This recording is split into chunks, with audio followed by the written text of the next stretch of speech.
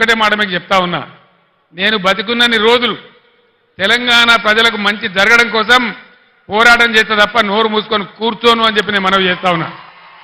100కు 100% BRS మీతోనుంటది, మీ ప్రయోజనాల కోసం ఉంటది. పుట్టిందే తెలంగాణ ప్రజల కోసం కాబట్టి అన్ని రకాల ప్రజల యొక్క హక్కులు కాపాడడానికి మీ వెంట ఉంటది అని నేను మనవి చేస్తా ఉన్నా. ఈ రెండు పార్టీల వ్యవహారం మీరు చూసినారు. మొన్నటిదాకా బీఆర్ఎస్ పుణ్యాన గెలిచిన వ్యక్తి రంజిత్ రెడ్డి మీకు తెలుసు. ఏం తక్కువ చేసినాం రంజిత్ రెడ్డికి? ఎంపీ టికెట్ ఇవ్వలేదా, గౌరవించలేదా, గెలిపించలేదా అని నేనే వచ్చి ప్రార్థిస్తే మీరే ఓటేయలేదా? ఇలా ఎందుకు పార్టీ మారిండు రంజిత్ రెడ్డి? దేనికోసం మారిండు? ఆయన మన పొద్దుతిరుగుడు పువ్వా? అధికారం ఎటువంటి ఆడు తిరుగుతాడా? దయచేసి ఆలోచన చేయాలి. ఈ ఇద్దరు వ్యక్తులు కూడా ఎవరికి తెలిసిన వాళ్ళు కాదు. బీజేపీ తరఫున నిలబడ్డాయినా కానీ ఇలా కాంగ్రెస్కి వెళ్ళి వచ్చాడైనా కానీ ఏ కారణం మీద పోయిండు రంజిత్ రెడ్డి? ఎందుకు పోయిండు? ఎందుకు పోయిండండి? అధికారం కోసమా, పదవుల కోసమా, పైరవీల కోసమా?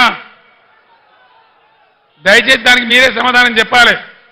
ఈ విధంగా ఉన్న వాళ్లకు ధీటైనటువంటి దెబ్బ మీరు కొట్టాలని చెప్పి నేను మనవి చేస్తా ఉన్నా.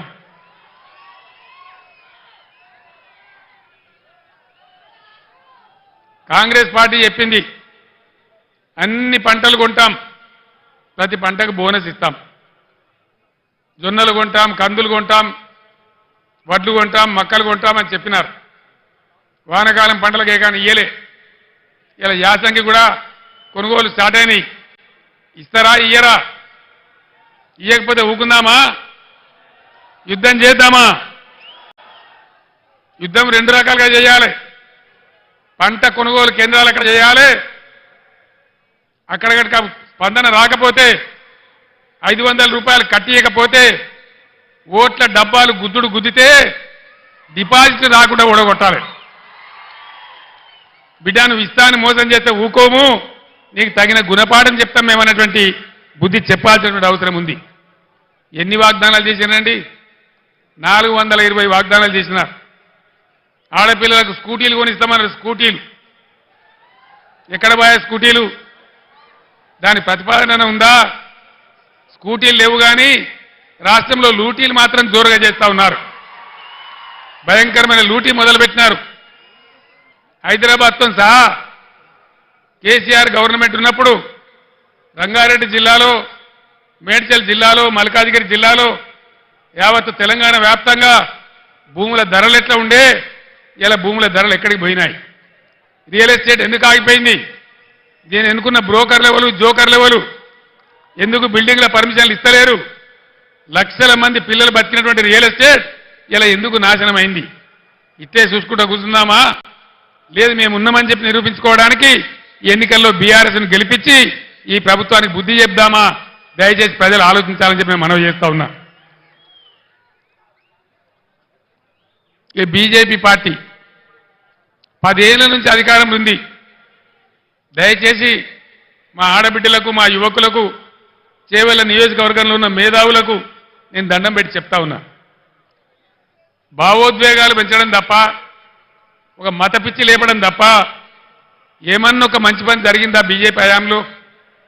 ఏ వర్గానికన్నా, ఏ పేదలకన్నా పెట్రోల్ ధర అయింది, డీజిల్ ధర అయింది. ఇలా ఏం జరుగుతూ ఉంది దేశంలో? మా పార్టీలో జైన్ పోతావా లేకపోతే జైలుకు పోతావా? అయితే మోడీ తప్పితే ఈడీ. ఇదేనా బీజేపీ? ఇదేనా రాజకీయం? ఇదేనా దేశాన్ని ముందుకు తీసుకుపోయే పద్ధతి? ఇదేనా ప్రజాస్వామ్యాన్ని ఎక్కడికక్కడ పాతరేసే పద్ధతి? దయచేసి ఆలోచన చెయ్యాలి. గుడ్డిగా అలవోకగా ఓటేయద్దు. గుడ్డిగా ఓటేస్తే చాలా ఇబ్బందులు అవుతాయి. బీజేపీ చరిత్ర మీరు చూడలేదా? ఒక్క మాట దయచేసి బాగా ఆలోచన చేయాలి.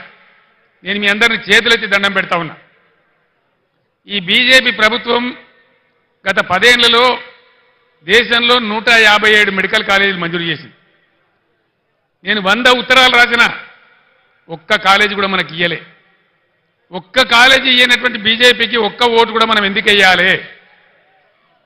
కేంద్రంలో ఉన్న చట్టం ప్రకారం దేశంలో ఎన్ని జిల్లాలుంటే ప్రతి జిల్లాకు ఒక నవోదయ పాఠశాల పెట్టాలి.